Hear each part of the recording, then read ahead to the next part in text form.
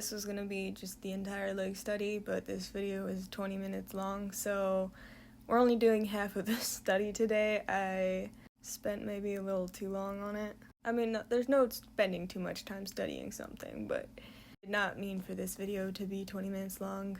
Anyway, hello everyone. Last time I studied arm anatomy, today I'm studying leg anatomy. Now, this study wasn't as structured as a lot of the ones that not a lot. I've only done a few so far for YouTube, but it's not as structured as the other ones I did. I kind of hopped back and forth between Pinterest photos and using the Morpho books to study. I got a big Morpho art book for Christmas. Now, as I did last time, I spent a good amount of time just looking at and practicing the basic shapes. Here I wasn't really trying to study so much as just look for patterns. Legs are a little harder to figure out, but I think I'm just gonna need some more photo studies of bodybuilders. Regardless, I had a lot of fun doing this. As always, I'll link my Pinterest board that I use for these studies down below, and the Morpho book that I use to study is on Amazon. I don't know if it's on anywhere else, sorry. Off topic, but is anyone else joining the Webtoon 2025 contest? I'm thinking of joining it, but I have 4 different story ideas, and technically, if I could finish all of them before the deadline, I would have 4 stories to enter because they're 4 different genres. But I doubt I'd have time, but I'm gonna try. I'm gonna start with the one that I'm more excited to get on. I am a little cautious of the contract thing though for the prize winners. I'm not a lawyer, but I saw a clause that was yeah, the prizes, you only get one if they're still available. First of all, what does that mean? Second of all, it said something about oh, you can get a vacation or some kind of flight as a substitute for the cash prize. And it's bro, I need that money. That's why I'm entering. Fuck you mean you're gonna give me a vacation or some shit? And it's well, if you miss the exact date and time, or can't go with the exact date and time that Webtoon says for you to go, then womp womp, you lost the prize. But again, I'm not a lawyer, so I don't know, maybe I'm misreading that, but that sounds stupid as hell. They're a multi-million-dollar company. I think they should be able to give out the prizes that they say they can. But either way, I think it would be fun to enter. I will make videos on each entry if I make the entries, and wish me luck. I mean, I'm a yapper, but 20 minutes of talking, I don't even know what to talk about. You are just watching me sketch. But thank you for being here. Throughout doing this exercise, I've been rewatching Welcome to Demon School Irma-kun, and all of you should watch it because it's amazing. And they're all so adorable. And also Poly Supremacy. I could make a script, but the last time I made a script, it only took up 2 minutes of talking time, and then the rest of the video, I just had to yap anyways, so there's no point. Now this is the page where I started trying to find patterns and take notes of the anatomy. I don't know why, but I find the muscles and legs so hard to figure out. I know I will figure it out, but it's difficult. I really want to relearn all this stuff, because I already have a grasp on all these concepts, but I felt like I needed to refurbish them before really starting my comic, because I want art that's good enough to be in a graphic novel, and I don't want to wing it or half-ass it. I'm not going to keep myself at this point for too long though, because I do want to get to my comic already, and there's other stories that I want to get to as well, and I've been stuck on Gunner's Point for so many years, and I don't think it'll take me this long to do any of my other stories. It's just that I was 12 when I first made up Gunner's Point, so a lot of the time I spent was me being immature and, not knowing enough things to write a well-rounded story. And that's not to say the story now is perfect, but I think it's better rounded out, better fleshed. So I'm just doing these kind of reviews / fixing any of the mistakes that I usually make, and then I'm gonna hop into the comic and just try to continue to practice this stuff every once in a while, maybe as warm-ups. I plan to do pretty much every facet of art, but I think the one that I'm most scared of getting to is backgrounds, because that's just the opposite of my forte. But I'm gonna do my best to at least learn how to make 3D assets look like they're a part of the comic.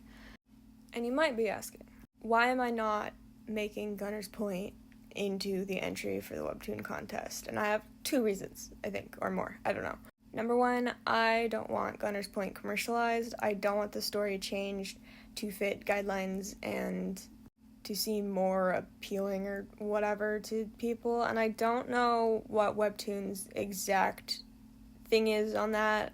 But in my experience, I've seen way too many Canvas comics that were really amazing turn into really boring brain mush when they were put onto originals, because my guess is that they were told things to like fix it, or they were trying to appeal to a large audience and it just lost all of its flavor. I'm not gonna name names because I don't want to be an asshole, but one of my favorite stories was very expansive and beautifully written, and reading the original version of it, or what I want to call the commercialized version of it, it was kind of just like shonen thriller. It just wasn't the same, and it sucked. I mean, this story probably doesn't suck, it just sucked losing the story that I fell in love with. Also, Gunner's Point may have a little bit much of serial killers and cannibalism and murder for a webtoon to be okay with, especially considering the main character is the murderer. So it's not a huge plot point as much as it's a huge part of her character, I'd say, but still. And the other reason that the reason that I'm still entering the contest, despite wanting to make Gunner's Point as soon as possible, is because I need money, and Gunner's Point isn't... If I'm not entering into the contest with Gunner's Point, then I can't make money as easily with Gunner's Point as I could with one of my other stories that I want to enter with. Side note, I just want everyone to know that I've been mumbling the Welcome to Demon School Irma-kun theme song like in between these voice clips. Irma-kun. I don't know why I said it wrong, okay? Shut up. Also, for Christmas, I got the 2nd edition of Hooky, and I already had the 3rd and 1st one, so I now have the full series of Hooky as physical copies, and I'm so happy. I got the 2nd one for Christmas as well. And as, like, one of you may know, Gunner's Point started as a Littlest Pet Shop game with me and a different friend, and, they recently released Littlest Pet Shops again, the, like, good ones, and so I've been collecting them again, and so I also got that for Christmas, but the ones that I got were the squishy head ones that smell like rancid, so I only have, like, 4 of the hard head, non-smelly ones, and I'm trying to find more, and I figured out how to look at a package and see if it's made by which manufacturer, but I can't really do that online, which sucks. So I got the whole advent calendar for LPS, and I opened it up, and it stunk, and I was so pissed, because those were, like, the cutest models ever, and they smell bad, and they have hard heads. So it's like, do I get, like, fake LPS heads that are good quality, and customize them, and then do, like, a pig swap, or what? Because, and the squishy head ones, like, don't even really bubble, and they kind of fall over really easily, because they're, like, malnourished, malformed. So I'm very mad about that, but at least I can tell the difference between each manufacturer. So I'm gonna try to find the ones from the KX or EX or whatever, the one that makes the hard head ones, because that doesn't have a lot number on the packaging, and the ones that are made by the stinky head ones do have a lot number. And I hope they don't change that, because I just cry. I've already spent too much money on these goddamn stinky-ass plastic, like, they're so bad quality that, like, I remember on LPSTube when people were making videos of, like, how to tell the difference between a real one and a fake, because they were making so many fakes, because the ones that we liked went out of, like, stopped being sold, and some of the things were like, oh, if the head is super squishy and it smells bad and the paint is off and XYZ. And these ones with the squishy heads and rancid smell, like, check off all the boxes of the LPS that were considered fake back then. And so it, like, sucks, especially knowing that they can make the hardhead ones and they just don't. And I don't know why they still work with ES manufacturing. Also, I'm so ridiculous because saying that, I feel, like, bad that I'm, like, shit-talking them, even though they're a giant factory company or whatever, and they have a standard to uphold. Also, some people don't like the hardhead head ones because they say the paint is worse. First of all, no, it's not. I hate the paint on the squishy head ones, but second of all, it's a lot easier to touch up or fix bad paint than it is to make a whole head be not squishy. I don't even know how to do that, but it would be really easy for me to fix their paint. I mean, I know it'd be harder for non-artists, but, like, come on. Honestly, like, I'm okay with ordering fake LPS as long as they're good quality and they still look cute. Well, that would be good quality, but whatever. Like, I've never really cared about whether or not they're authentic that much. I know that I have authentic ones because I saved quite a few from my childhood because my mom used to buy me them all the time. Oh my god, wait, I just realized, did I really yap that much? Okay, this is the sketch that I'm doing to see how much information I retained from the studies, by winging it, like, with a pose. Originally, this was gonna be another bunny safe, but I decided that might be a little overkill because I always draw him. Oh my god, I just realized, did I draw his wrists wrong? No, I didn't. Okay. And so this guy is from another story that I have that I probably won't get to for a long time because it's barely developed, but he's hot. And he also doesn't have a name. He's literally just labeled as the White Tiger King right now, but he's from an isekai story that I have in mind. In this isekai world, they all have animal ears, and so when the two main characters hop into this isekai, they get ears. I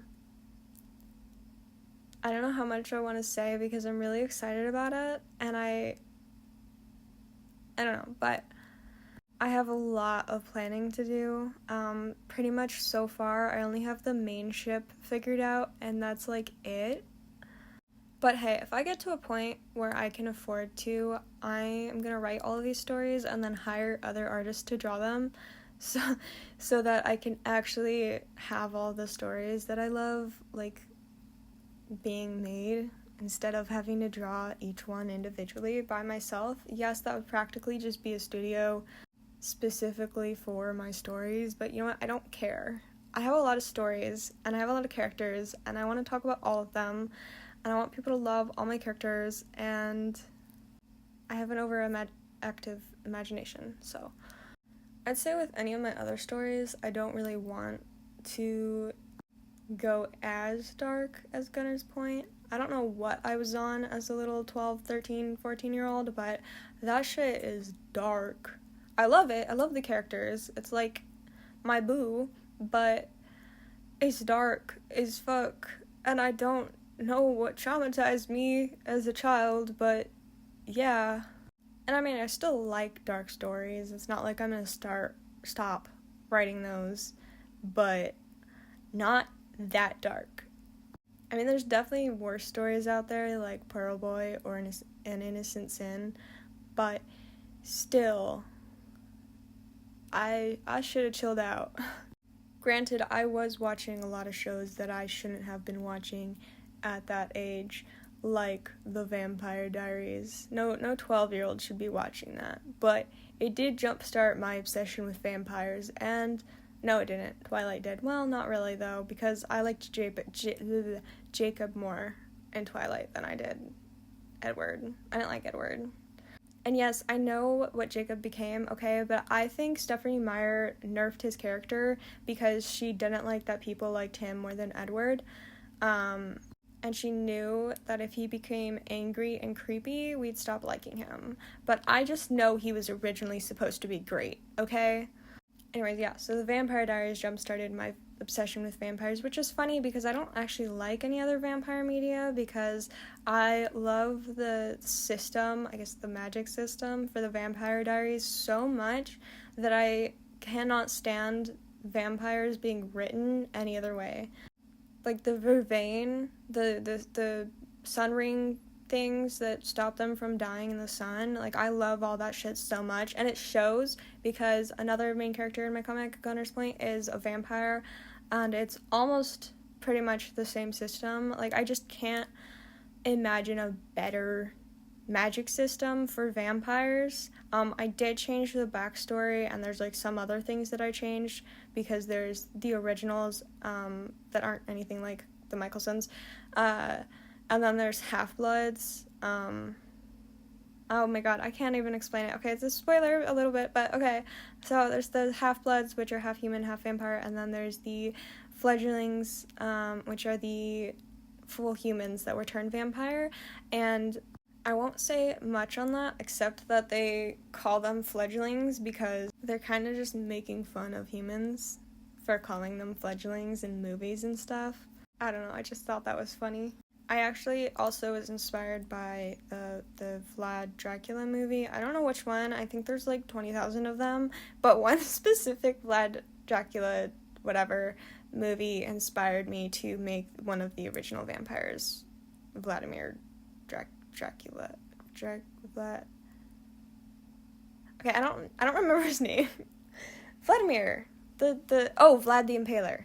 That is where I believe the vampire mythology started, was Vlad the Impaler. And in that movie, he had like a whole war, and then he saved his people, and he was a vampire, and he sold his soul or whatever to some demon in a cave, and the demon was like, okay, you get to be a vampire, but if you don't come back here before sundown, you'll be a vampire forever. And he's like, okay, chief, I got this. And then he don't got this, and then I guess he dies, or his family dies, or someone dies. I don't know, a lot of people die. Either way, I wanted to use that. So he is one of the original vampires. And the origins are set in Romania, because I feel like Transylvania, right? Transylvania is in Romania. I'm so good at research. But that's like associated with vampires, so I decided that it started there. And then there was a different vampire movie that was like for little kids that had this like little vampire boy, and I remember that I liked this movie specifically because it was one of the only like children's movies where the vampires actually drank blood. I don't know why I found that so amazing, but I don't know, I think I just always thought the tomato juice thing was really stupid, or like the sucking out red color. Although I still love you, Bunnicula. Oh my god, you know what? I've loved vampires long before the Vampire Diaries. I literally read Bunnicula as a child. Anyways, in this movie, there was some point where they were, like, locked in these, like, underground caves because they were trying to protect themselves, and then there was some lore about how that started. I don't know, but vampires in Gunner's Point started by locking themselves in, like, a cave mansion kind of thing.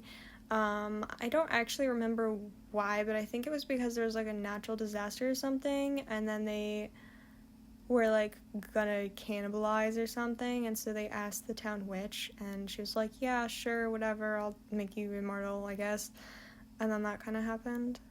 Also, for the werewolves in my story, it's kind of a mix between Twilight werewolves and the Vampire Diary werewolves, because I didn't want werewolves to be, and Teen Wolf, kind of.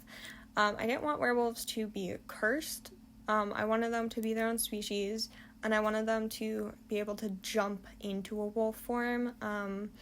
Not that I don't love that they make it hurty in the Vampire Diaries. And then in regards to Teen Wolf, it's like a generation or a genetic thing.